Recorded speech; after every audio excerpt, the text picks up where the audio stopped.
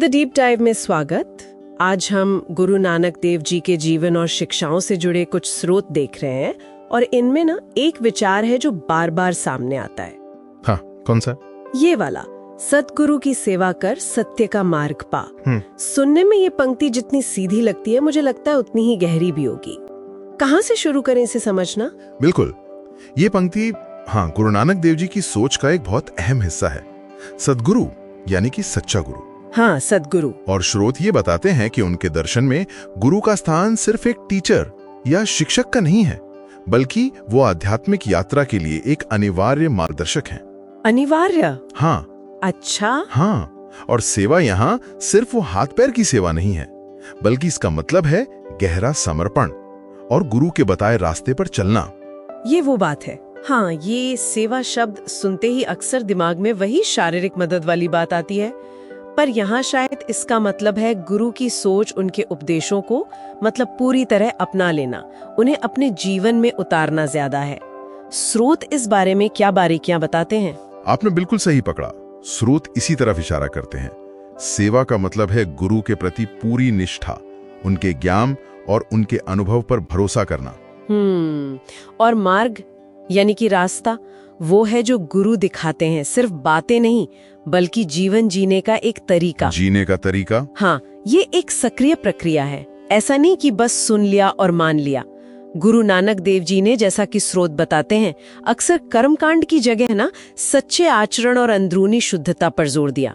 तो ये सेवा उस आंतरिक परिवर्तन से भी जुड़ी है। दिलचस्प। तो मतलब ये सत्य का मार्ग कोई पहले से बनी बनाई सड़क नहीं है, बल्कि गुरु के दिखाए उसूलों पर, जैसे सच्चाई, ईमानदारी, दूसरों की मदद, इन पर चलते हुए खुद रास्ता तराशना है। और ये सेवा उस रास्ते पर चलने का कमिटमेंट है, एक तरह से।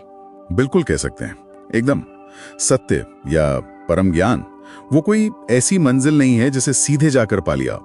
स्रोत बताते हैं कि गुरु नानक देव जी के लिए वो एक अनुभव था। अनुभव? हाँ, जिसे गुरु के मार्गदर्शन में उनके उपदेशों पर अमल करते हुए ही महसूस किया जा सकता था।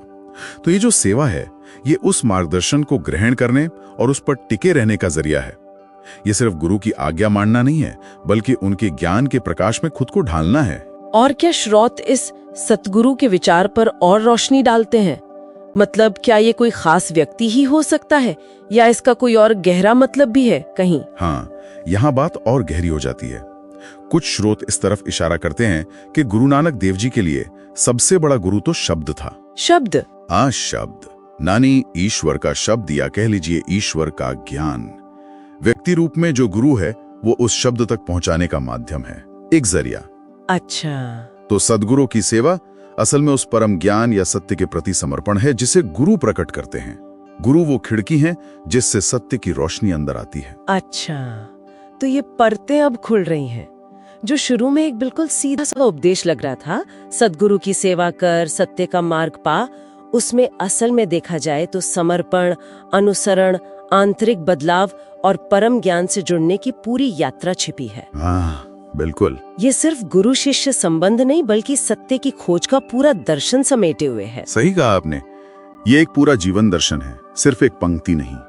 ये बताता है कि ज्ञान या सत्य वो खुद ब खुद नहीं मिलता, उसके लिए एक मार्गदर्शक यानी गुरु और उस मार्गदर्शन पर चलने का पक्का इरादा यानी सेवा, ये जरूरी है।